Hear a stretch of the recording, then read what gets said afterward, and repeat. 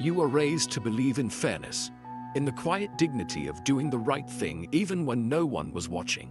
You learned to soften your voice, to yield gracefully, to put others first because that's what good people do. But somewhere along the way, you began to notice a quiet violence in the way the world operates. How the people who rise fastest are rarely the kindest. How the rules seem to bend for those who treat them as suggestions rather than law. You felt it in the slow erosion of your own boundaries. The way your generosity is met with expectation rather than gratitude.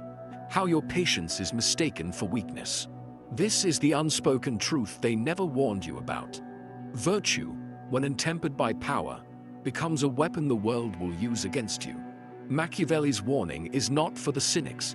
They already understand the game. It is for those who still cling to the hope that decency alone will protect them.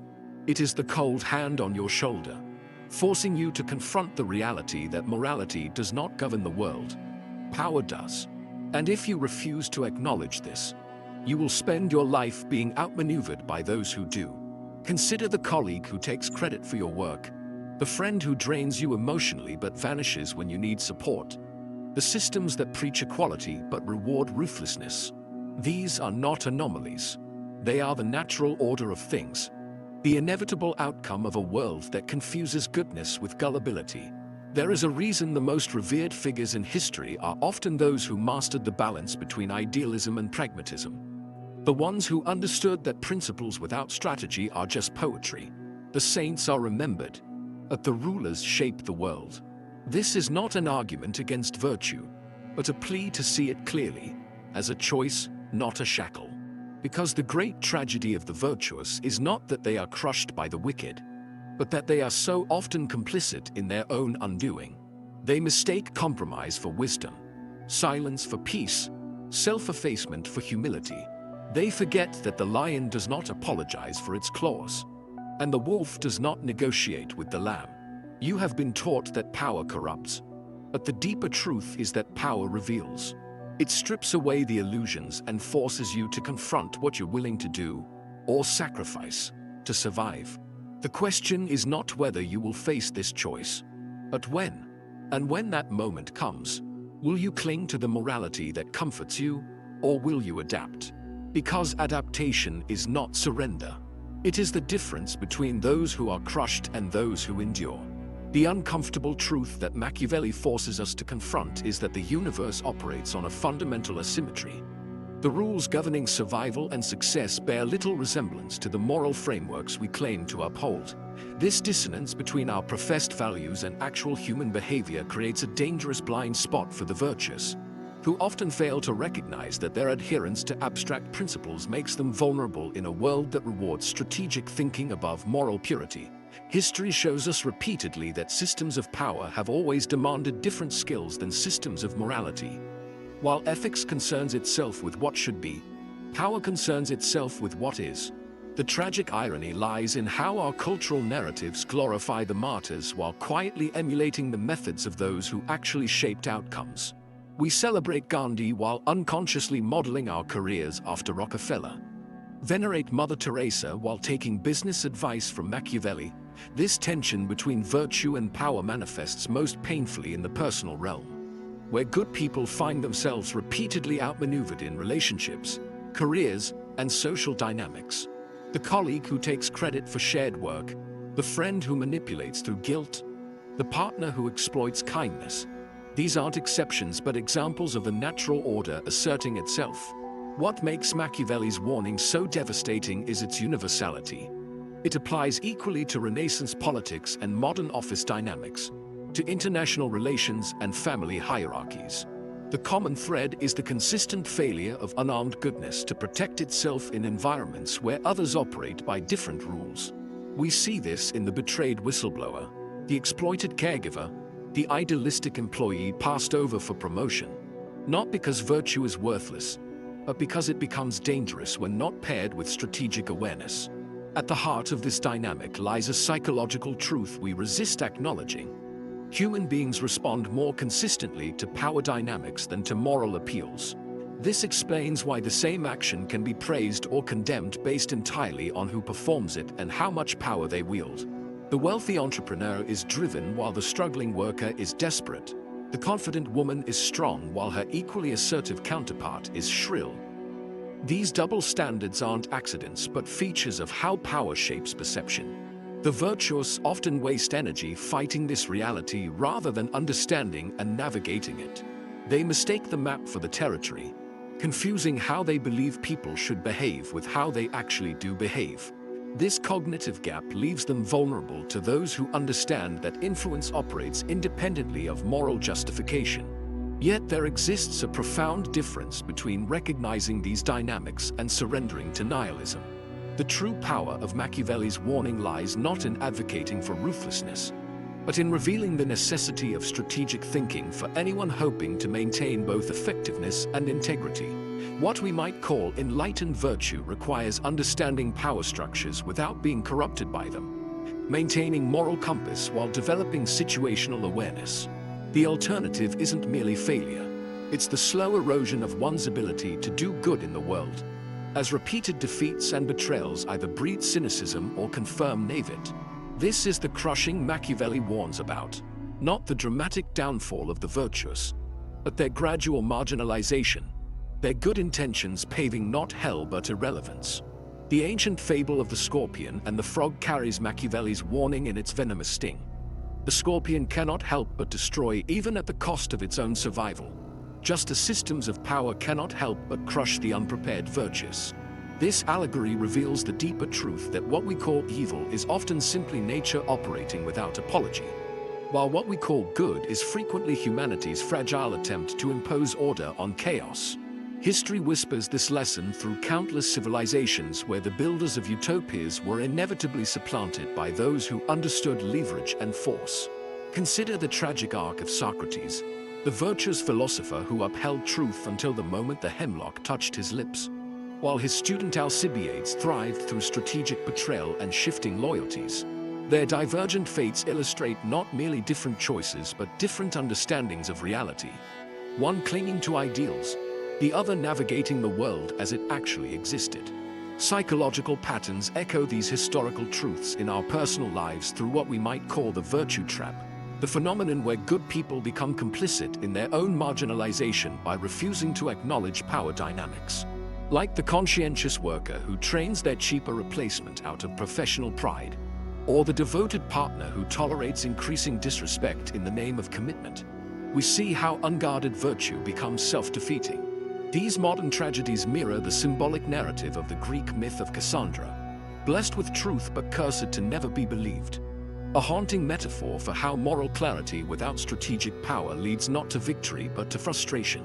The deeper we examine these patterns, the clearer it becomes that Machiavelli wasn't advocating for cruelty so much as diagnosing a brutal reality. Systems reward what they're designed to reward, regardless of individual merit. Nature itself provides the most primal symbolic narrative for this dynamic in the phenomenon of honest signals versus strategic signals in animal behavior. The stag's antlers represent an honest signal of fitness. They cannot be faked and thus reliably demonstrate strength. But human systems increasingly reward strategic signals, the appearance of virtue rather than its substance, the performance of competence rather than its reality. This explains why the most effective modern predators don't appear dangerous at all. They wield charm instead of force, manipulate perception rather than circumstances, and always maintain plausible deniability. The virtuous who fail to recognize this evolution find themselves like Darwin's finches with the wrong beak shape, biologically destined for extinction not because they're inferior, but because the environment changed while they remained the same. The transformative insight comes when we realize these narratives aren't warnings against virtue but roadmaps for its survival. The Jewish tradition of the wise serpent in mystical texts, the Buddhist concept of skillful means, even the Christian admonition to be wise as serpents and innocent as doves, all point toward the synthesis of moral clarity and strategic action. The symbolic narrative we most need today isn't about the crushing of virtue but about its evolution. How principles must learn to wear armor without becoming monstrous. How ideals must develop teeth without turning predatory. This is the alchemy Machiavelli hinted at but which history's most enduring figures mastered. the fusion of vision and viability that allows goodness to persist in a world that never fully matches its aspirations. The true test of Machiavelli's warning comes not in understanding it intellectually, but in learning to navigate its implications without losing one's moral center. A delicate alchemy requiring both ruthless clarity about human nature and unwavering commitment to personal integrity. This begins with recognizing that power operates not through grand gestures but through daily microtransactions of influence, where small acts of asserted boundaries accumulate into unshakable positions of strength. Consider how a tree grows.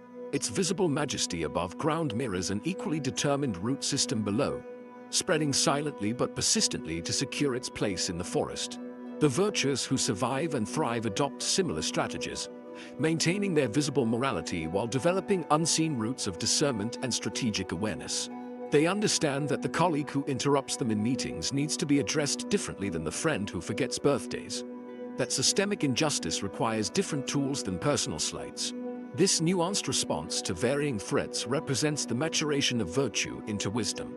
In professional environments, this translates to developing what might be called strategic transparency, the art of revealing just enough to build trust while maintaining necessary reserves of privacy and protection. The most effective leaders master this balance, appearing open while never becoming wholly legible, demonstrating enough vulnerability to seem human while retaining enough mystery to command respect. They grasp that organizational politics aren't something to avoid but a language to learn. Just as a diplomat learns protocol not because they value empty ritual but because they understand its role in facilitating genuine connection. Similarly, the virtuous professional learns to document contributions without appearing boastful, to claim credit without seeming greedy, to negotiate firmly without being labeled difficult. These are not compromises but evolutions of principle into practice. The alternative is the all-too-common tragedy of the brilliant minds stuck in middle management because they believed merit would speak for itself in systems designed to require advocacy. Personal relationships demand an equally sophisticated approach, where kindness becomes intentional rather than reflexive, where generosity flows from choice rather than obligation. The healthiest boundaries often appear invisible because they're established early and maintained consistently, much like preventative medicine that avoids the need for dramatic interventions. This explains why some individuals rarely face serious disrespect. They've cultivated an aura that subtly discourages it through thousands of small, nearly imperceptible reinforcements of their standards. Their virtue becomes formidable not through aggression but through quiet consistency, not by demanding respect but by making its absence unthinkable. Contrast this with the pattern of those who oscillate between extreme tolerance and explosive frustration. Their volatility actually invites testing because it reveals uncertainty about where lines truly exist. The most profound application emerges in social change efforts, where history shows that successful reformers combined moral vision with tactical sophistication. From Martin Luther King Jr.'s strategic choice of Birmingham for confrontation to the suffragettes' calculated escalation of tactics, effective virtue has always understood theater and timing as much as truth. This represents the highest integration of Machiavelli's warning, recognizing that power concedes nothing without demand, but that demands succeed only when crafted for specific audiences and moments. The activists who endure are those who grasp that changing systems requires speaking the language of power while keeping faith with principles, that moral authority grows not from purity but from results.